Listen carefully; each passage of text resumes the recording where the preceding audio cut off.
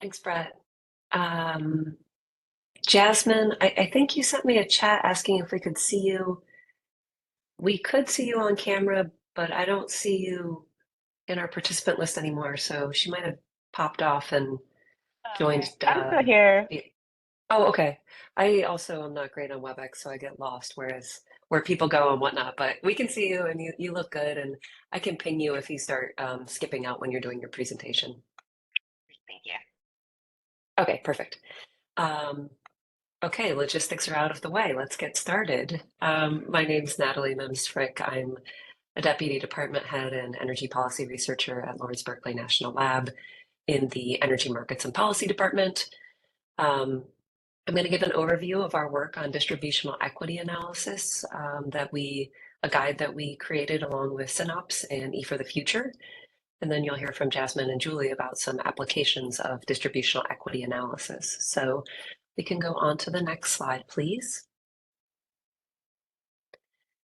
So, as you're all aware, there's increasing interest in equity and benefit cost analysis of distributed energy resources, but benefit cost analysis is not designed to address equity issues because it focuses on all customers and customers on average. And this guidance document, the Distributional Equity Analysis, or DEA, provides an analytical framework to help decision makers determine what the distributive equity impacts of utility investments are in the context of cost effectiveness. So we have an executive summary version of the report that's a little bit shorter, and then we also have the full version of the guide that are available on LBNL's website. And I think that Brett sent out all of these reports yesterday in the links, or I mean, in the email that he sent to people participating in this call. So you should have all of those available to you. We can go on to the next slide. So for the scope of the report, there's lots of dimensions of equity. The focus of this document is really on distributional equity, but we do touch on procedural equity, in particular around stakeholder engagement. We call an analysis that considers all four of these dimensions of equity a system-wide assessment in our guidance document. And so I'll refer to that a few times in my presentation. An example of a system-wide equity assessment that looks across all four of these different pillars that are shown on the slide is the University of Michigan's Energy Equity Project Framework, which the Colorado PUC just recently used to create their own guidance document on that highlights how they're going to embed equity and environmental justice in all of the commission's practices. So there is work going on in the system-wide equity space as well, but our focus is on distributional equity today. And we can go on to the next slide. So as I said, one of the motivations is that benefit cost analysis, one of the motivations for this document is that benefit cost analysis is really insufficient for looking at equity. And the DEA can be conducted alongside the benefit cost analysis. And it uses, or BCA, which you'll see several times, and it uses a lot of the same inputs and methods and assumptions as a BCA. The key difference is that in the distributional equity analysis, we're separating customers into priority populations, and this could be disadvantaged communities or vulnerable populations. There's lots of different terms that states and utilities use, but we're separating them out into these priority populations and other customers, such as market rate customers. And then the other main difference is that it includes additional metrics that provide insight about energy equity. And these two analyses, both the distributional equity analysis and the benefit cost analysis, can be used to inform decisions about whether and to what extent utilities should invest in DERs, and to meet, state energy or utility energy and equity goals. We can go on to the next slide. This is a summary of the main differences between the BCA and the distributional equity analysis.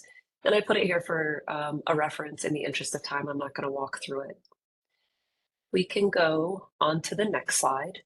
So we're going to get into the meat of the distributional equity analysis guidance now. We have 7 different steps that are identified in the guide that have stakeholder engagement underpinning all of them. And I'll walk through those 7 steps in the remainder of my slides. So we can go on to the next slide, sorry. So stakeholder engagement is the first step in the DEA. And it's critical to have communities and stakeholders and tribes, all of the entities that are the focus of the distributional equity analysis, engaged in the process from the very beginning. And my colleague Jasmine, who is going to speak after me, was the lead author on a companion document, which is no longer forthcoming. I forgot to update the slide, but it is published. She's the author on this document that focuses on stakeholder engagement and community engagement around distributional equity analysis. And so that's another resource that's available. We do discuss stakeholder engagement in the distributional equity analysis guidance document, but Jasmine's document goes into much more depth on it. And as I said, it's very important to include stakeholder engagement through each one of the steps in the DEA. We can go on to the next slide. The second step is articulating the DEA context. And this is really just the context for the analysis. So for example, if the organization that's performing the distributional equity analysis, they're going to need to determine what DERs are included in the analysis and what level of detail they're interested in. And if they're looking at multiple DERs or a portfolio of DERs or multiple programs, and if the time frame is retrospective or prospective, just laying out what exactly you want to look at. It's important to have the same context for your distributional equity analysis as well as your benefit cost analysis so that when you get to the end of both pieces of analysis, you can compare them to each other more easily.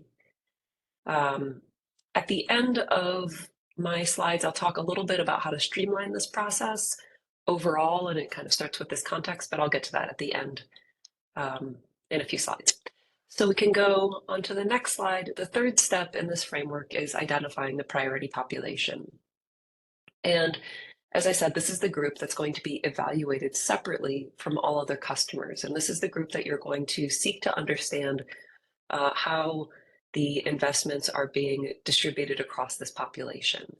And as I said, there's a variety of terms that states are using, and some of them are shown in this blue box on the right side of the slide. And there's lots of different ways that states or utilities can identify their priority populations. You can allow a group to self-select and say that they are a priority population. You can define the group in policy. You can develop indicators to determine what customers fall into the population. So there's a lot of different techniques that can be used. And again, these should all be made with your community and stakeholder input. And in our report, we have a summary table that talks about how some jurisdictions are identifying priority populations. We have 26 states that include income in their definition of their population. 25 states include race. About 15 include English language proficiency, and about 15 include tribal lands in their definition. And then NASIO also has some resources. They did kind of a case study on 10 different states and their vulnerable populations. So we can go on to the next slide. The fourth step of the DEA is to develop your metrics. And this determines what aspects of equity you're going to evaluate. And they should be identified using existing policies that you have in state and stakeholder and community input. And there's more metrics that are available in literature that are used for system-wide equity analysis than there are that are discussed for distributional equity analysis. And so you can use your system-wide equity metrics as a starting point, but you have to narrow them down. You have to down select them to focus them on your distributional analysis. And some guidance that we have about down selecting those system-wide metrics to distributional equities metrics are that the metrics need to be applicable to a distributional analysis. You want to make them discrete. You want to make sure that you're not double counting benefits or costs in your distributional equity analysis and your benefit cost analysis. So just being mindful of what other analyses you're doing. It's useful if they're tied to your equity goals. And then finally, they should be associated with the with the distributed energy resource impact. So for the framework for this guide is really focused on utility investments in DERs. So you want your metrics to be relevant to DERs. We can go on to the next slide. These are some examples of metrics that can be used. Julie is going to talk more about work that they are doing, the E for the Future, and I think Synops is doing in Illinois. I believe they're in the process of developing their metrics. So that's one jurisdiction that's started down this path. In Washington, as part of the clean energy implementation plans, the utilities defined 50 different energy metrics. So that's another state that has started going down this path. Some of the metrics that we identified from our research are percent change in bills or rates, percent change in energy burden, participants as a percent of eligible customers, changes in hospital admission rates, changes in number and duration of outages, and changes in shutoffs or frequency of shutoffs. And those are ones that states typically have more, or utilities have more information about from today, and thinking about what other metrics you might want to gather in the future. You can modify them as you move forward. We can go on to the next slide. The fifth step is applying the metrics to your priority population. And this is really where the rubber meets the road in terms of doing the analysis.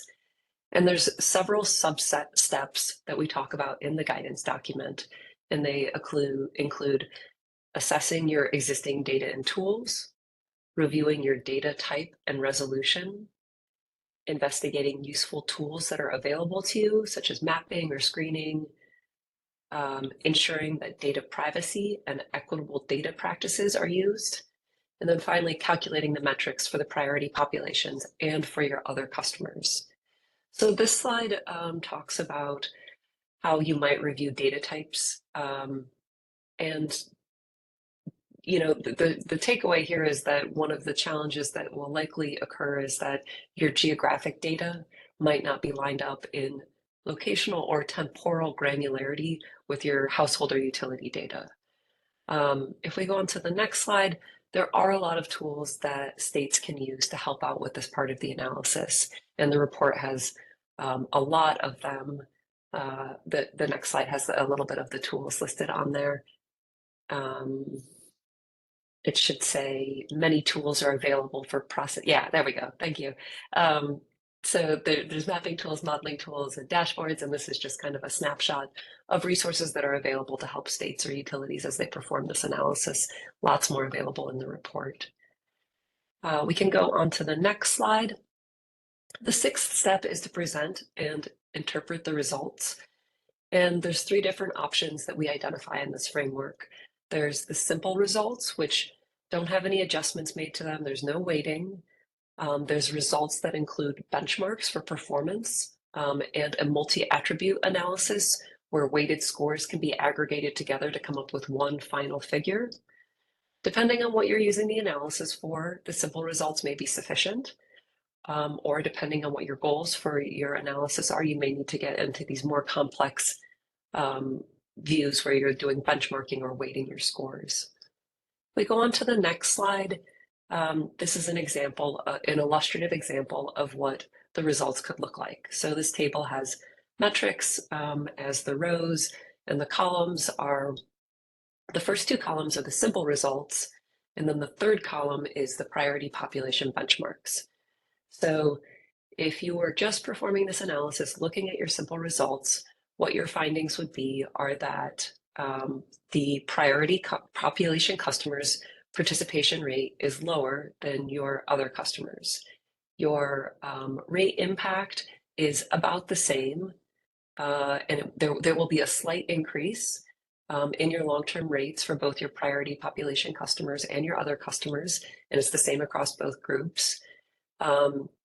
Your priority customers are going to see a reduction in their bills from this program that's greater than a reduction in the bills from the other customers. The DER program that is illustrative for this will reduce shutoffs, mostly for the priority populations, and it will provide modest benefits in terms of reliability. The negative number is actually a positive in that row. But if you look at this last column, if we were to do the benchmarking analysis, layering on a slightly more complicated part of this analysis where you identify what the goal is you're trying to achieve, and then you see how you performed based on what that benchmark is. We have a little bit of a different outcome when we look at the benchmarking. So our goal was that we had a 20% participation rate. That was our benchmark for our priority population. So we only had 11%, so we underperformed on that benchmark. Whereas in the simple analysis, we were just saying 11%, maybe that's good enough. The other thing to look at, or another example, is that the long-term average rate increase occurs, but our population, our benchmark was 1.5%. So even though our rates increase, it's below what we said we wanted it to be, which was 1.5% for our priority population. So that would be a positive outcome. So this is just a, illustrative example. ComEd in Illinois did a simple analysis on a few of these different metrics in their multi-year grid plan. So that's a place to look for a little bit more information or real world application. If we go on to the next slide, the last step in the framework, step number 7, is make decisions. This is also illustrative, and it shows that about half of the time, the yellow boxes, the decision maker is going to use their own judgment to decide whether or not the program or portfolio that's being proposed should be moved forward. The red square at the bottom is representative of, the distributional equity analysis goals were not achieved, and also the program didn't pass a benefit cost analysis. So that seems like a pretty strong candidate to not be implemented or at least revised. Whereas in the upper right corner where it's green, you passed your benefit cost analysis test, your equity results were great, it seems like a very clear path forward. But the majority of the time, you're either going to not pass your benefit cost. It's likely that you will not pass your benefit cost analysis or not meet your equity goals, and you have to figure out as the decision maker how to either revise your program portfolio or think about changes you might want to make, or maybe just think about a different program altogether. We can go on to the next slide. This is my last one I have, I believe, for this section. I'll come back with at the end with a few comments on resources that are available. But the distributional equity analysis is complex and it's time and resource intensive. It's always challenging to do an analysis for the first time. We tried to provide some guidance about how to streamline this process just to get started if you just want to kind of dip your toes in the water and think about how you can do this without quite as many resources. And that's what those sub-bullets are there. The first one is that the stakeholder process shouldn't be one of the things that you streamline out. It's very important to be bringing all of the people that are going to be impacted into the conversation early on. But some ways to streamline it are to start with a narrower application of the distributional equity analysis, to use existing definitions of priority populations or vulnerable populations, to use existing equity metrics or those that are readily available in your jurisdiction, to really leverage your modeling and mapping tools that are available, from other states, from the feds, or that you might have in your own state, and focusing on the simple and benchmark results, starting with those easier analysis as opposed to moving right into the complex multi-attribute analysis, and then establishing clear guidance on the outcomes of the analysis. So those are all ways that you can kind of go through this in a slightly more streamlined fashion. This guidance is focused on distributed energy resources. However, the framework can be applied to other utility investments such as new generation or transmission. It's not limited to just DERs, although most of the conversation and resources are focused on that. So I will stop there and hand it over to Jasmine to talk about her work in Washington. Thank you. Great, yeah, and thank you so much, Natalie. I guess what would now be an okay time to ask any questions, if there are any questions on your slides, or should we do that after Jasmine's slides? I think we can take a couple of quick questions and then go on to Jasmine's, and we can have time at the end for longer dialogue if we want. Yeah, absolutely. So at this time, I'll open it up. If there are any questions from the parties, feel free to raise your hand or go on mute. And yeah. And I think this was, drinking from the fire hose, walking through all of these steps in, 20 minutes or whatever. There's a lot more resources in the guidance document that are useful and much more articulate information about how to move through these steps and all of the different resources that are available to help states out. So if you're feeling like you got hit by a bus, there's more available that you can look at your leisure. There's also a webinar recording where we talked through this framework for about an hour with Tim Wolf and Julie. That's on the LBNL website as well. So there's other vehicles for learning about this as well. Perfect. And I see Samri from PSC technical staff has her hand raised. So Samri, if you want to unmute and ask your question, go right ahead. Right. Thanks, Brett. Thanks, Natalie. Just talking about streamlined practices, is there like a definition for overburdened? I cannot answer that off the top of my head, but while Jasmine is speaking, I will look at what we have in the guidance document and see if there's anything about overburdened. I feel like there's more concrete definitions around energy poverty. I'm not certain about overburdened, but I can look and see. Thank you. Awesome. Thank you for the question, Samri. And I see Brandon Bowser from MEA has his hand raised. So Brandon, feel free to go ahead with your question. Sure. So I'm just actually going to build on what Samri was asking. We typically just default to the definitions that are spelled out in section 1-701 of the environment article that went through a few years ago. They are extremely comprehensive and detailed on all the different types of socioeconomic indicators that would define what type of community you're working with. So I would strongly encourage you to explore section 1-701 of the environment article. Take a look at those definitions. I think that's going to be what you're looking for. Thanks, Brandon.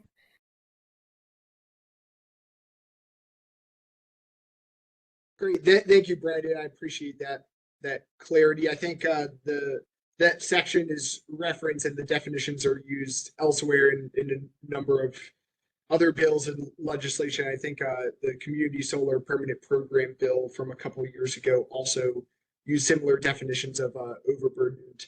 But yeah, thank you for providing some clarity there. Are there any other questions from the parties at this time?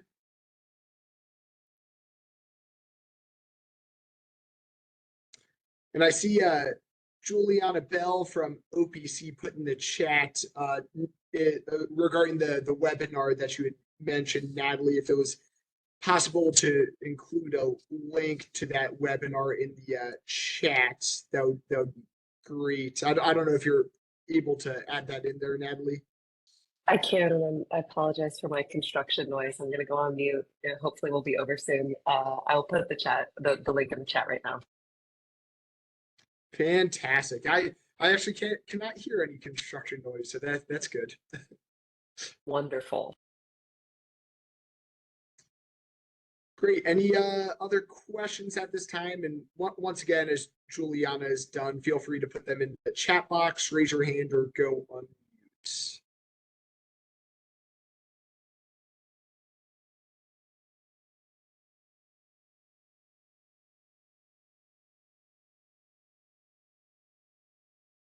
Great. And seeing no other questions right now, I think we can probably go ahead and move forward. But once again, if anything comes up, feel free to raise your hand and we can answer questions at that time.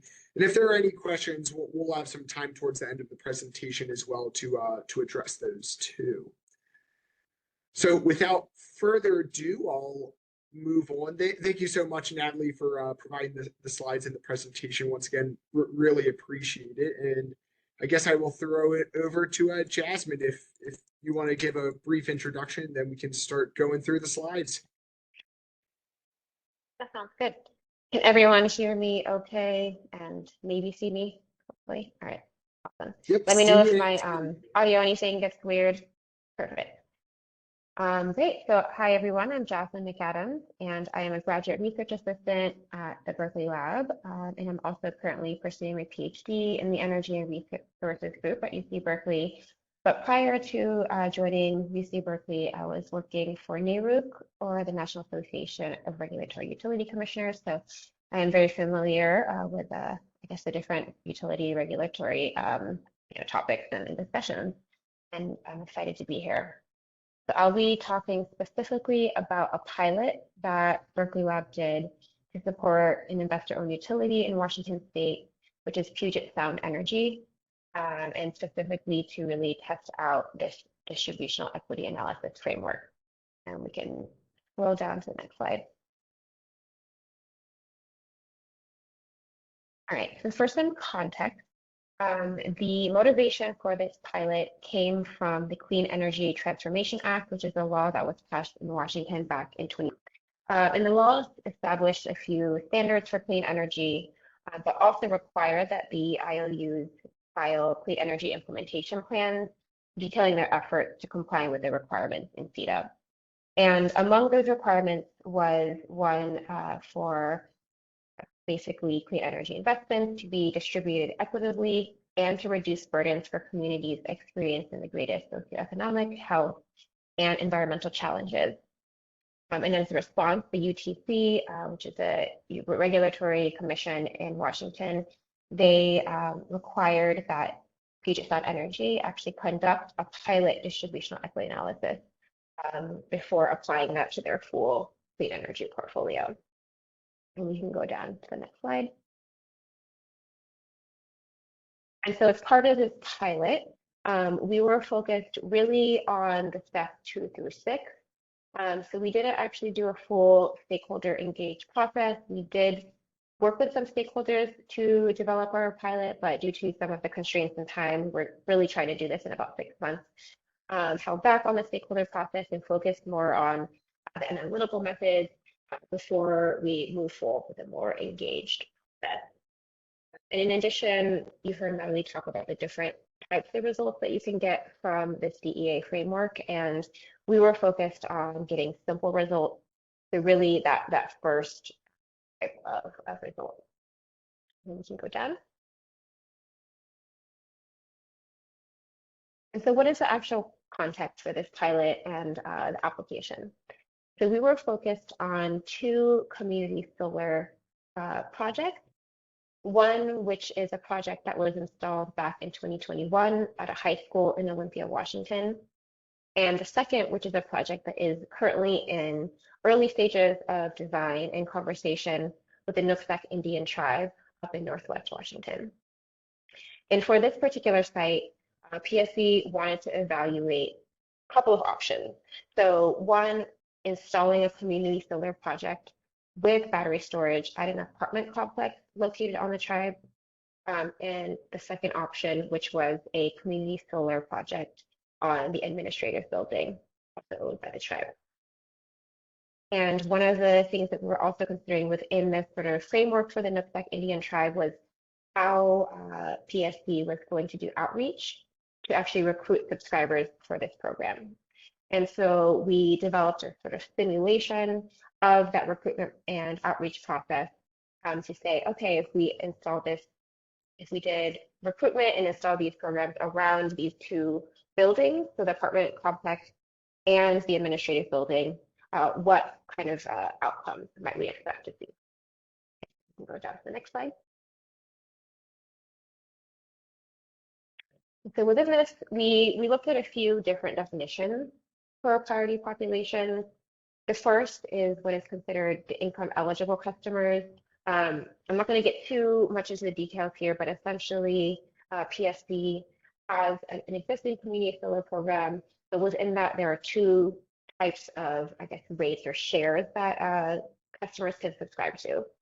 And individuals who are lower or more moderate income, depending on the federal poverty level and the area median income, they are eligible for what are called income eligible shares, meaning that for every share that they subscribe to, they could actually do so for free, as opposed to paying $20 if you're a general participant or a non-income eligible participant.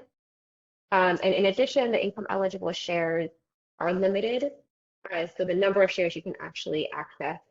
So back in 2021, that was 1 share per household versus 2 shares today. And then thinking about some of the other definitions for priority populations, We looked at one, which is a population at the state level, so that's highly impacted communities.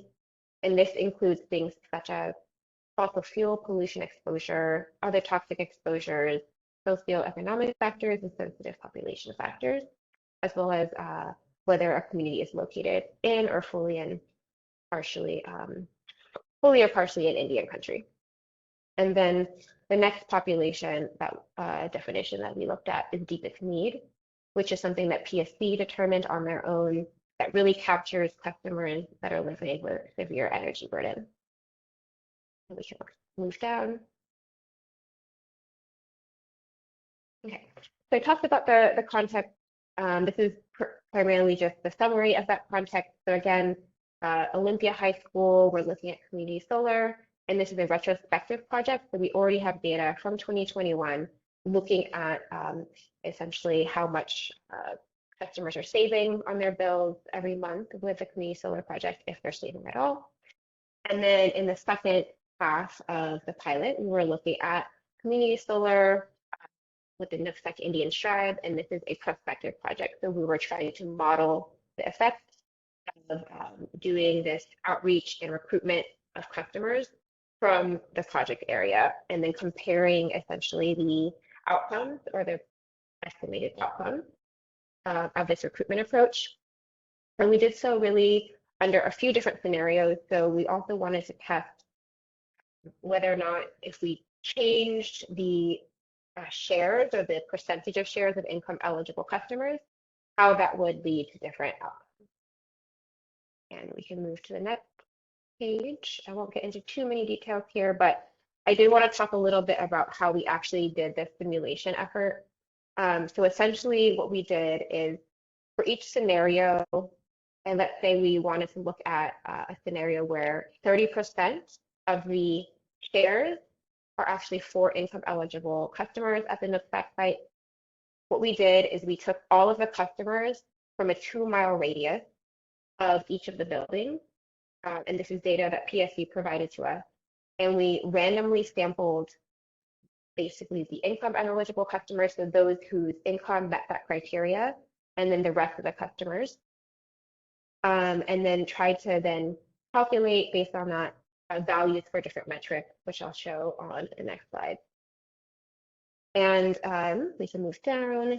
Thank you. All right, and so I'll come back to the results from that last slide shortly, but I did want to show first the pilot results for Olympia High School. And what I want to focus on in particular here is actually the distinction in the kind of amount of savings for the different customer types.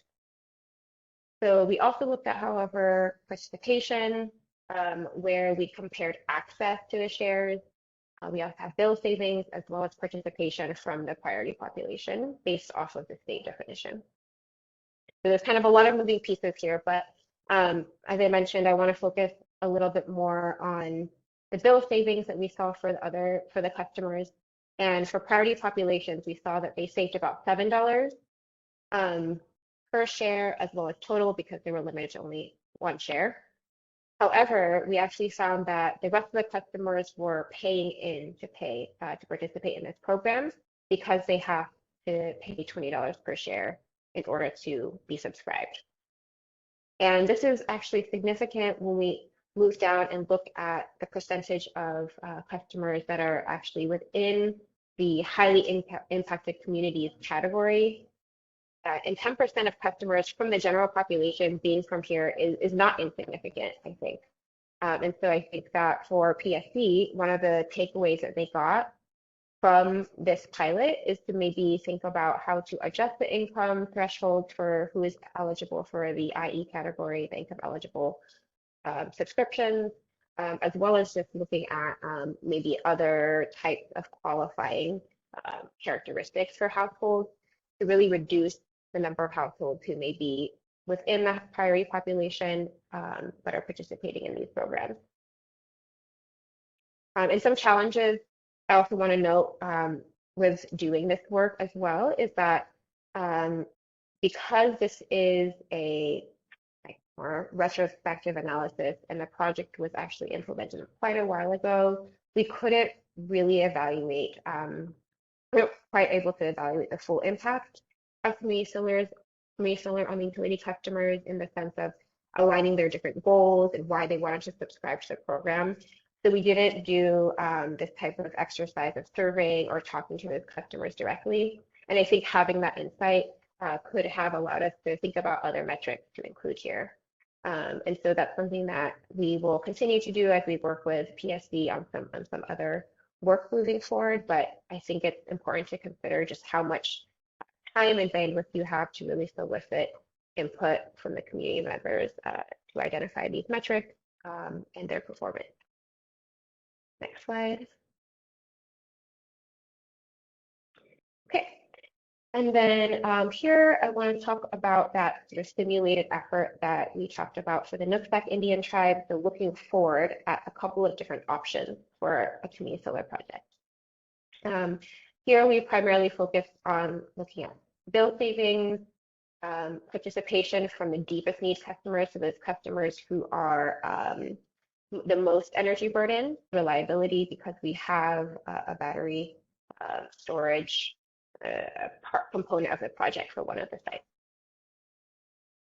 So overall, we see here that really across these different scenarios, the income eligible group actually benefit a lot more, and for the same reason as we saw earlier, where the other customers actually have to pay to participate. And then we also here see that for the apartment building, at least, we see a lower number of customers from the deepest need population, but for the administrative building, it's actually quite a bit higher, so around 28.6 for those that are falling within the income eligible category. And so essentially what we're looking at here is the outcomes of differential recruitment strategies. And so I think one takeaway could be that perhaps focusing on recruitment around the administrative building could actually help capture some of those customers who have greater energy burden. And then lastly, reliability.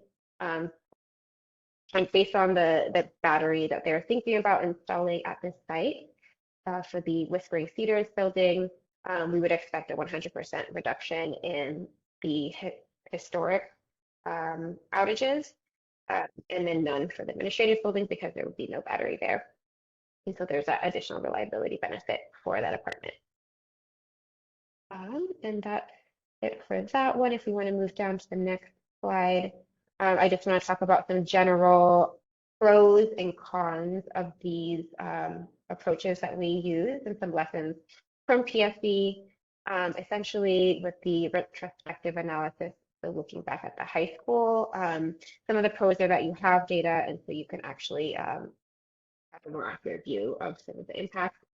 The cons is that you can't really set intentional goals for the program because everything is already baked in, and it's harder to identify those intentional populations to really engage and sort of design that program. However, you can still leverage those lessons to think about how programs should be designed in the future.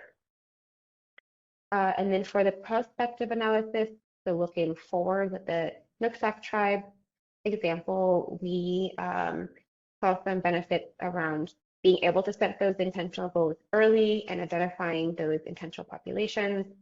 However, some of the cons are that it is difficult to make assumptions about program impact.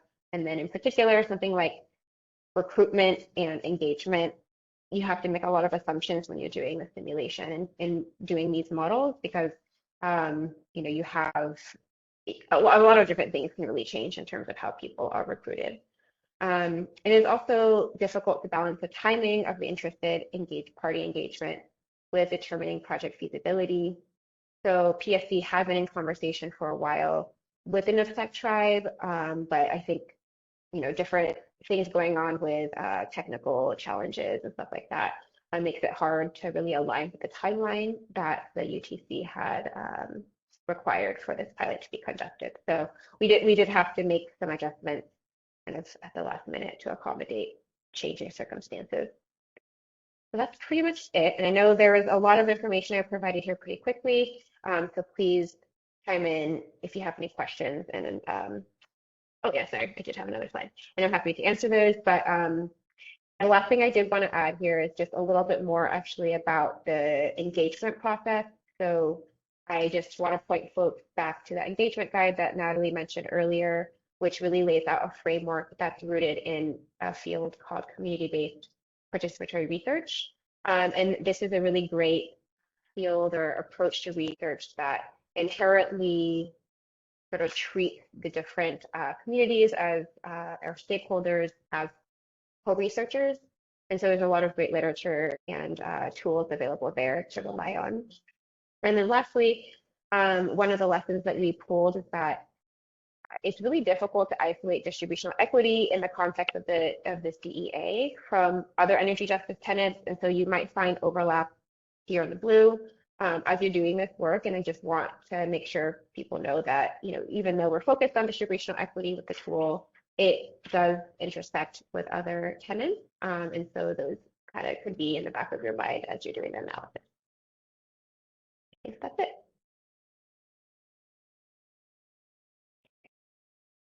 Great, and thank you so much, Jasmine. I assume, or is this the end of your slides there? Yes.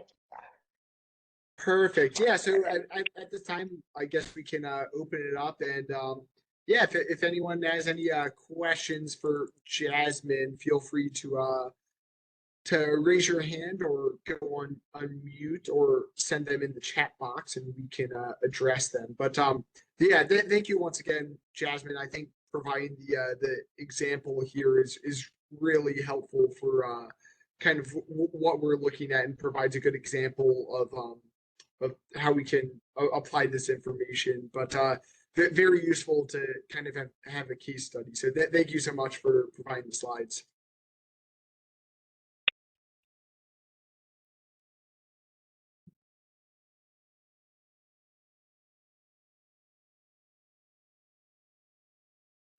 Any Great, and I questions see- or I clarifying see points? DeAndre Wilson from the Maryland PSC has his hand raised. So DeAndre, feel free to unmute yourself and ask your question. Hello, can you hear me?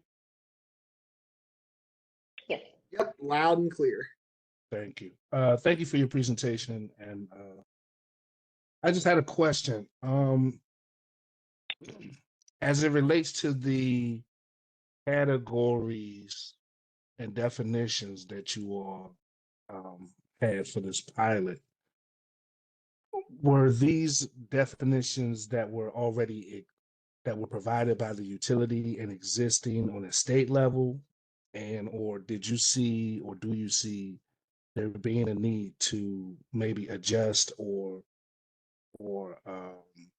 add new definitions that can be influenced by DER type, by region, or things of that sort, or just to get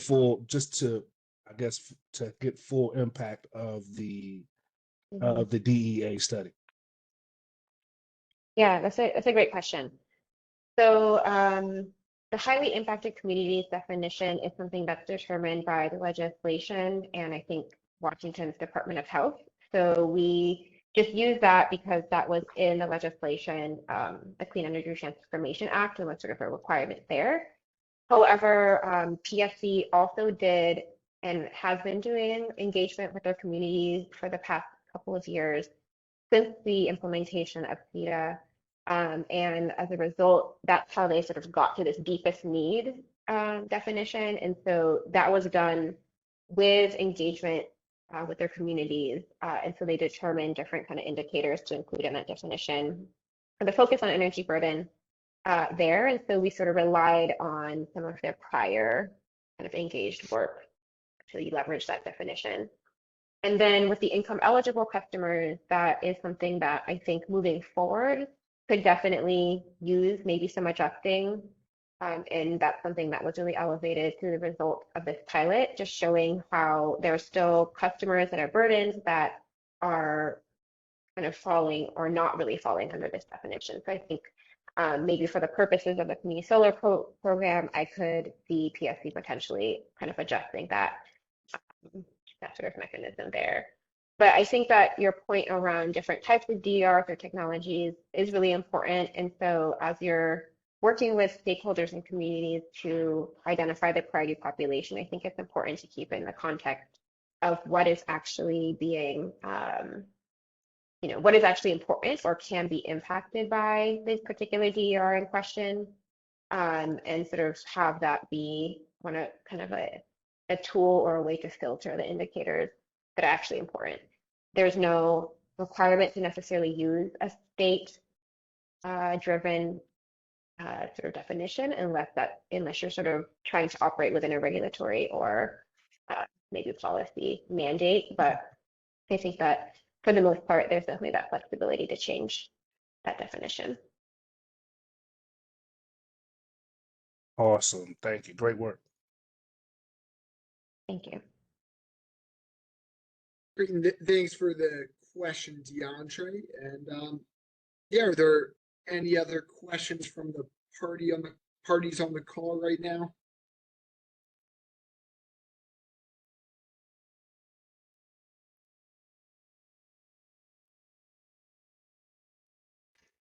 We can also come back to questions after at the end. And I just also, this is Julie Michaels. Brett, I'm going to jump ahead here if that's okay. In the interest of time, I would like to just remind everybody that, you have this slide deck and there's a lot to digest here. And if you have follow-up questions post the presentation today, just follow up with Brett and we'll be happy to provide answers post the meeting here. Fantastic. I couldn't have said it better myself, Julie. And with that, I guess I'll turn it over to you, Julie. And will you be starting on this slide right here? Nope, I'm going to be starting on slide 33. 34. This is actually, that slide is actually information about technical assistance that's available to states around equity, and we can circle back to that at the very end if we want to. I put it in the wrong spot. I apologize. Sorry, Julie. Oh, no problem, Natalie. And yeah, I think that's a good idea. If time permits, we can circle back to that at the end. So fantastic. Yes, we had a little change. We had a little change in the order of presentation, so that's why that was originally at the end. But good afternoon, everyone. This is the UBCA worker crowd. Good to see all the familiar names, and a pleasure to come back at the request of Brett to give additional information that we had talked about during the UBCA process, providing a deeper dive on conducting a distributional equity analysis. So what I'm going to share with you here today is some actual case study work that is underway in the state of Illinois. If you could go to the next slide, please, Brett. This work is being co-funded actually by E for the Future, my organization, and the Joyce Foundation, which supports work in the Greater Lakes region and is very interested in addressing issues around equity as states are transitioning their energy, investments in new energy resources and so forth, and trying to meet various goals. So we set out to do this case study with some key objectives. These were presented to the stakeholder group in Illinois, so they understood what are we trying to accomplish here. We're trying to build understanding with the stakeholders around the different dimensions of energy equity, and Natalie shared those with you at the beginning of her presentation today, really distinguishing between what is system-wide equity and what is a distributional equity, the latter being the focus of these case studies. Trying to demonstrate and practice working with a diversely represented stakeholder group throughout the DEA process. What does that transparency and involvement look like? And how does it play out in this process? And I'll speak to that some. Assessing what data is available for conducting a DEA in way of metric data, identifying gaps and limitations, and then making recommendations about how to fill those gaps going forward. Ensuring that stakeholders understand how to use different map-based resources and geospatial type tools to layer data as an analysis a DA is conducted. And again, you know, this is referring to one of the key stages of the DEA, where you're actually pulling all this information together to be able to come up with some assessment of the equity implications of a DER resource investment. And then using the results of the DEA alongside your benefit cost analysis results to help guide that decision making, okay, of the investments being reviewed as they relate to the priority populations you've identified. So those are the case study objectives. And just a reminder that this is a case study that we're conducting. And so as you go through to the next slide here, I will be covering and sharing with you. We are in the midst of doing this work. So we really are just approaching, we've done the first 3 stages, if you will, and we're now currently in this 4th stage of developing the metrics. So I'm not going to be able to give you the full story today. I will certainly be happy to share with you the final results of these case studies when they are complete in Q2 of next year. But in the meantime, I'm going to share with you what we've learned so far, and it should give you a bit of a flavor of how these first stages are playing out and issues that are coming up that may largely be of interest to Maryland and may or may not be applicable in all cases. So on the next slide, you'll see what our schedule generally looks like. The process officially got kicked off in March of this past winter. Yes, it was late winter. And we're working through these different stages. And as you can see, you know, we've gotten through the July timeframe to identify priority populations. We've started talking about metrics. We are now in the thick of, starting to be in the thick of addressing the metrics. And we have a meeting coming up on October 9th, where that will be more fully discussed and fleshed out with the work group members.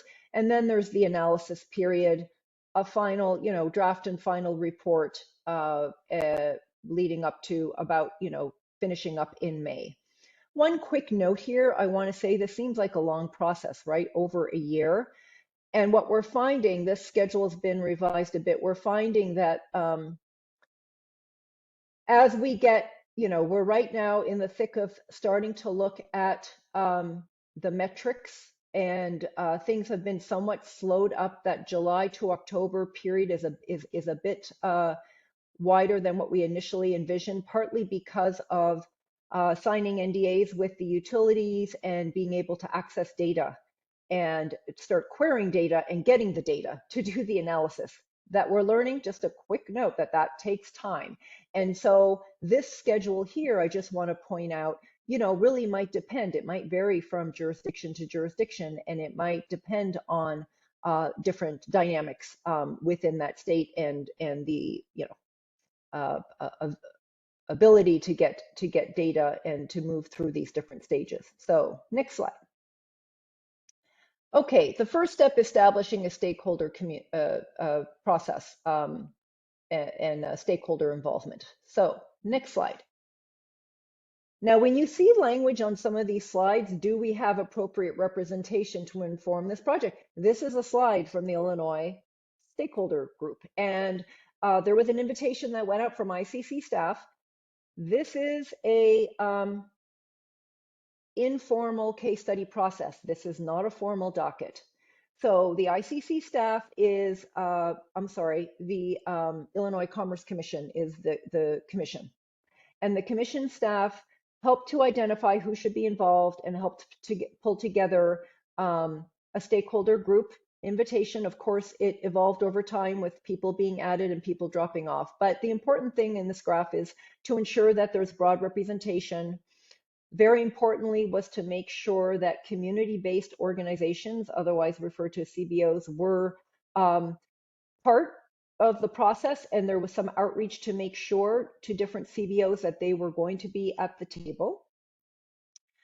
There was some question that came up around community participation compensation. We checked with the commission about this, but since it's not a formal docket, they did not have a way to provide that level of compensation. But we were fortunate that the Midwest Energy Efficiency Alliance, one of the partners to this project, sorry, I skipped over that. This is a Synapse MIA E for the Future joint team. MIA was able to provide, they actually have some sort of a scaling compensation plan up to $1,000 per participant. So they were able to provide some compensation for one request that came from a CBO. So important to get that engagement. One other thing to note is the commission staff advised us to make sure that prior to meetings with the full work group that we would reach out to those CBOs and have some discussion with them prior to the full group meetings to make sure we understood what their issues were, to make sure they had any questions that we should make sure that they wanted to have answered, just so that there was that direct engagement, because of concerns in full work group meetings that their voices might not be heard, or that they might not, fully understand the context in which some of the information was being presented to them. Next slide.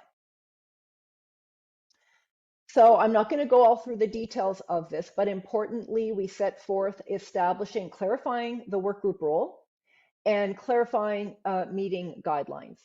So, we wanted to make sure we heard from different people. We wanted to be clear on where we were hoping to get their input in the process, sending out materials in advance and meeting notes afterwards.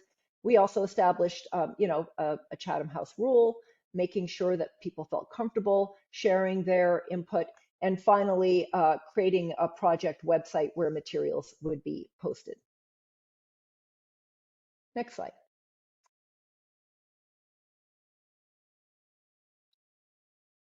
Okay, so at the outset, and this might sound, as both Natalie and Jasmine mentioned, and similar to the BCA process that we went through, is identifying, and this has come up now in a couple questions from staff here and Brandon from MIA, asking about, well, did you look at existing policies for definitions? And yes, that was front and center to first identifying what should we be looking at to help guide, right? What is already articulated by policy. And these two statutes from Illinois were identified as key policies to look at for definitions, for any identification of metrics.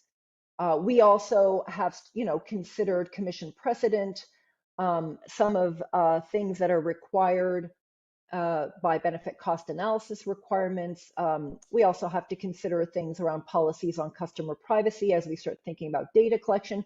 So there were a host of things that we looked at, and I would add that, a lot of this information, Synapse Energy Economics has been doing much of the research around this, so I may not have all the answers to any questions that come up around this, but essentially this was a key starting point. Next slide.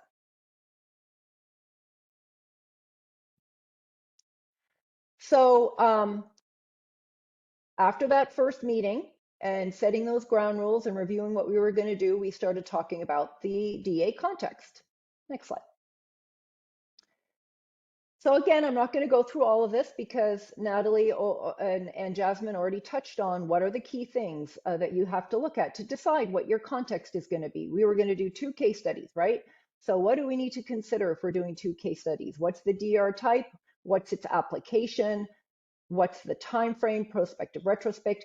What also came up here was a geographic scope because Joyce Foundation was very interested in making sure we sort of took a look at different geographic scope as it relates to rural versus urban. So that was added as a consideration. Next slide. We also considered what was mentioned as to whether or not we would conduct a comprehensive versus streamlined DEA.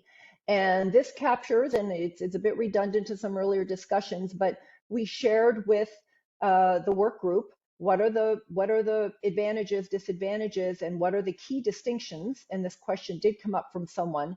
Clearly, a streamlined process would involve fewer metrics. It still involves all stakeholders. The DEA context would probably be just a portfolio versus also looking at a program level. The population, so this is not necessarily as black as white as it's presented here, but a streamlined version would be, no, we're going to just work with existing definitions. A more comprehensive DEA might say, no, let's definitions or slightly different definitions based on work group input. But that might depend. You can still have a comprehensive DEA that would focus on definitions defined by statute. I referenced the metrics already. Use existing versus new mapping tools. Present only simple results for the streamline. Present more of the comprehensive benchmark results. And then lastly, simplify the decision-making process with a streamlined versus comprehensive. So these were some of the things that we mapped out. Next slide, please. So we presented these different combinations. So we have two utilities. We have ComEd and Ameren were the two identified utilities who were going to be part of the case studies. The commission staff were very interested in doing one case study on the energy efficiency portfolio and another on the beneficial electrification plans provided by the utilities. So that really largely focuses on transportation electrification. So we presented, look, there's all these different things we could do, right? For each utility with each of their plans, we could do a number of combinations. And so we presented this, and then on the next slide, we also presented different considerations. We first said, okay, what are some energy efficiency considerations? What are legislative requirements? What reports are available and the timing of those reports? What are equity considerations in those plans? What do we know about those plans, right? For efficiency, it became very clear that there was just going to be, there's a longer history, there's more data available.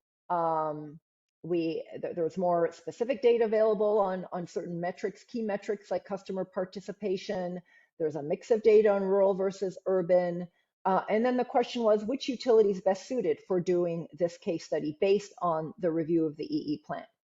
And then next slide, we did the similar thing for the beneficial electrification plan.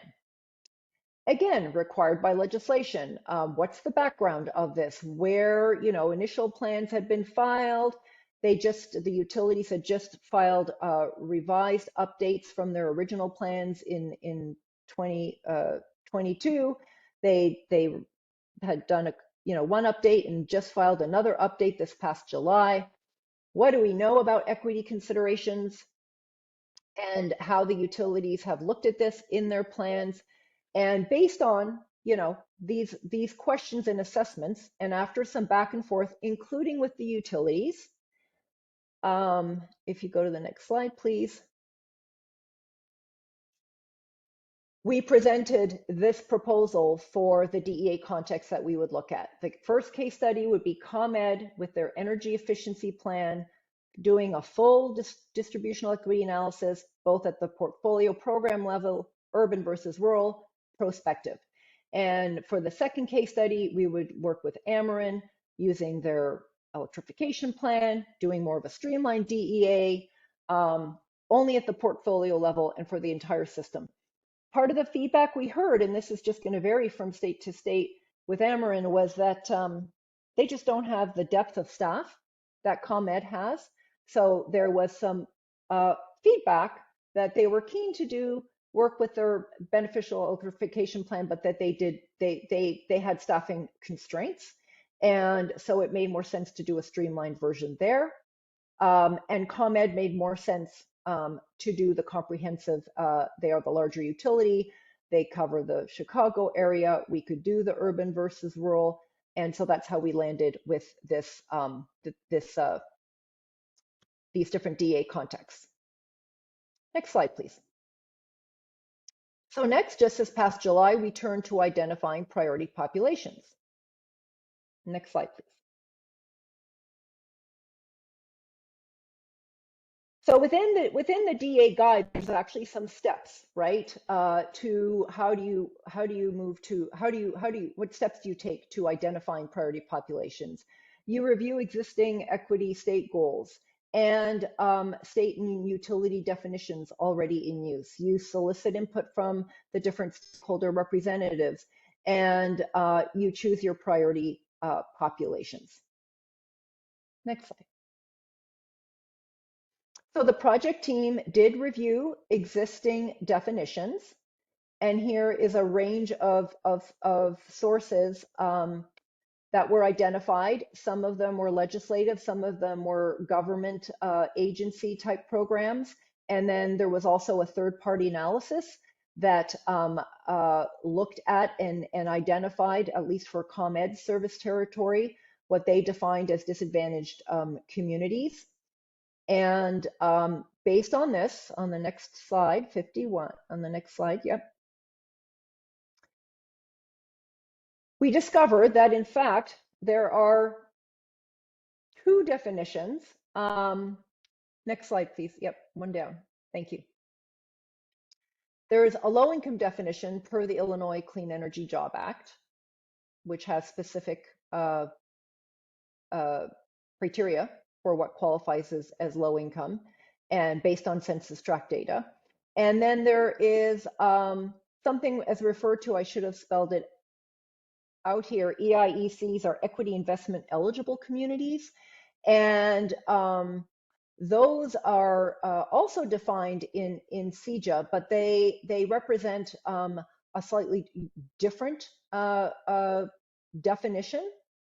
And whereas the energy efficiency programs are required to use low income as the definition for identifying priority populations in their programs, the Electric Vehicle Act requires that the utilities use the EIEC definition in their BE plans.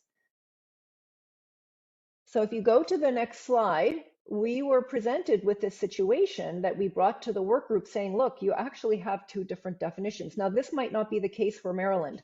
Brandon earlier said, from MIA referred to there being legislation that identifies a definition, and perhaps that's the case in Maryland, that there's a clear definition articulated somewhere of what that priority population should be. But in this case, there are these differing definitions, and I'll give you some examples of why that can be difficult in trying to do a consistent analysis or using a consistent definition across both case studies. But we presented the work group with, look, we can either use approach one, which is use the definition by statute and just have a different definition for the different case studies, or try to somehow consolidate these definitions. And on the next slide, we identified what are the pros and cons. So the coloring in this table, the green indicates the pros of the approach, the red indicates the cons of the approach, the gray indicates neutral. And so, you know, we've got the policy directive. Would this align or not align, right, with required definitions? There's the resolution of available data we have to consider. If we don't have different definitions, is the resolution going to be compromised? What about the ease of comparing the case study results? And these are pretty straightforward, right? No surprise. If you try to do a combined definition, you're going to compromise your resolution. If you're going to do a combined definition, they're going to be easier to compare versus not with approach number one. But the upshot in the end was that the work group decided that it was made more sense to work and use approach number one, at least for the case studies. And this somewhat came from commission staff, but it came from quite a few of the stakeholders as well. So I'm going to keep moving here and give you just some illustrative maps. These are some of the mapping tools. These are just GIS, geospatial type tools that can help you see, well, you've got low income defined one way. And if you look at low income and EIEC versus just EIC, you've got these different types of definitions. There's a carve out to the right of the Chicago area. And you're going to have trouble coming up with a consistent definition. You're going to lose that resolution that I mentioned. And on the next slide, you're going to further have this challenge regardless of once you start getting to data collection from the utilities. It's often the case, typically the case that utilities track data by zip code, and yet you have both EIEC and low income data in part, collected by census tract in the case of EIC, also in terms of block groups. And so, so that's going to present some issues as well.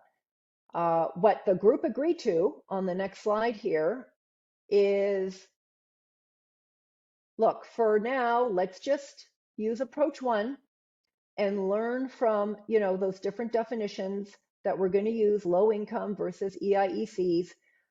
But as we're gathering data and as we're looking forward, our report is going to make recommendations about a longer term vision for what consistent data collection, what consistent definition makes sense, and also consideration of this is that, broader definition, what isn't covered under either of the statutes. Some of the stakeholders brought up that moderate income. We often talk about low income, but there's low and moderate income. They're often not included. BIPOC communities and populations may not be sufficiently covered. So that's going to be the strategy we're going to take. All right, I'm going to keep moving forward because I know we're getting to the bottom of the hour here. So very quickly, then developing DEA metrics, we're really just starting to touch on this. And I just want to show you on the next slide that, again, what are the resources being reviewed to identify metrics? In addition to, what's been identified in statute, there's also what's been identified in the utility plans and report. What have we heard back from stakeholder, or what have we seen that stakeholders have identified, and then any other third-party analysis. And then on the next slide is just key considerations for choosing DEA metrics. This comes right out of the DEA guide. What are the things you need to think about in order to make sure you can conduct a robust DEA? So I won't go through all of these, but important to, keep these all in mind as you select your metrics. And on the last slide, and this is, I'm sorry, a little bit redundant, but the next step is going to be for us to look at these very specific metrics that the utilities have, understand working with the utilities, what is the data availability around these different metrics, and then start conducting the analysis and identifying, again, where there are gaps, what data we have to do the analysis, and where there are gaps that we're going to need to improve data collection going forward. So that's it, Brett, on my end. Fantastic. So I'll once again open it up for questions, but thank you so much, Julie. I really appreciate it. I think diving into the step-by-step process for what is going on in Illinois is very helpful, especially kind of breaking down each of those stages of conducting the analysis. So thank you so much for the presentation and the hard work put into it. So with that, are there any questions on Julie's slides and anything that was presented related to the Illinois case study there?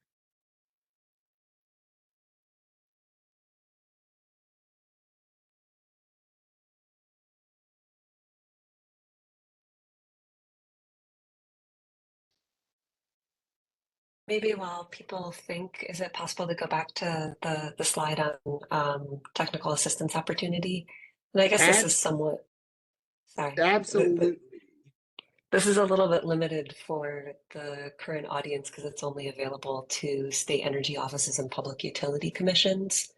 But we have lots of technical assistance funding that's available to those entities around a variety of topics, including equity and grid planning and operations and distributional equity analysis. There will be a forthcoming announcement from DOE about technical assistance that will be available to utilities, which will be investor-owned utilities, municipal and cooperative utilities. And I believe that the topics for technical assistance to the utilities will be similar and quite far-reaching. So technical assistance, I should have clarified this, is where the Department of Energy sends money to the national labs, and the national labs provide help to entities at no cost to them. Typically, it could be doing presentations like this, or it could be analytical research or white papers, helping with stakeholder engagement, etc. So it's a whole broad group of information. In terms of additional equity resources that we have that are forthcoming beyond what Jasmine and Julie are working on in this equity and grid planning and operations project, we'll have an update to our database that looks at actions that states have taken around equity, and actions are executive orders, regulatory orders or actions, and legislation. And it's a inventory of all of the actions that we have found from 2020 through 2024, like first quarter. And that'll be publicly available in the next month or two. So there'll be a summary report that will come out, but also the actual spreadsheet with all of the information about what states are doing, and the links to the dockets, et cetera, will be available. We also, in partnership with one of our sister labs, Pacific Northwest National Lab, will have a repository that will be a website that has, we're trying to compile all US DOE funded research or work products around equity in grid planning and operations. And so it's not a beautiful inventory that we've created, or repository, because it's our first go at it, but it will be kind of a place to go and see what other people have done, and just see what research is available that's US DOE funded around these topics. So just a little bit of forthcoming work that might be helpful for you all. Great. And yeah, I appreciate that breakdown. I know that this information, especially for the PSC and MEA staff that may be on the call here, this is certainly useful to know what resources are out there. And yeah, I think it's very helpful to have kind of these additional resources available. And I just once again want to say that I sent around this slideshow yesterday beforehand. And so if anyone wants to dive into any of these links that Natalie has put into the slides, feel free to download the slideshow. But yeah, with that, are there any final questions or anything regarding the additional resources that are available? Julie, I don't mean to put you on the spot, but I don't know if there's any updated information about an October or November AESP DEA training that you want to share? So we have not confirmed the date yet, Okay. but we've moved that out. It's going to be December 2nd through the 4th is the date that's being considered right now. So there's a bit more time. As soon as we have that nailed down, I'm happy to send information to Brett if he wants to circulate that. Yep, that would be great. Just keep me updated on that, Julie. I much appreciate it. Well, thank you for this opportunity, and to everyone. And again, I know we shared a lot with you here, but please don't hesitate to follow up with any questions. Yep, and with that being said, I'll stick around a little bit longer just to see if there are any remaining questions. But yeah, I just wanted everyone else on the call to certainly thank and Julie, Natalie, and Jasmine here for providing the excellent presentation. They really put in a lot of hard work to put this together. So I know we certainly appreciate the PSC, and hopefully everyone else found this informational as well. So thank you once again, you guys, for being able to provide this presentation. We're Great. And always with so that being excited said- to be able to share our research with you all. So again, thank you for the opportunity. Absolutely. And with that Thank you. being said, I'll go ahead and stop the recording now. And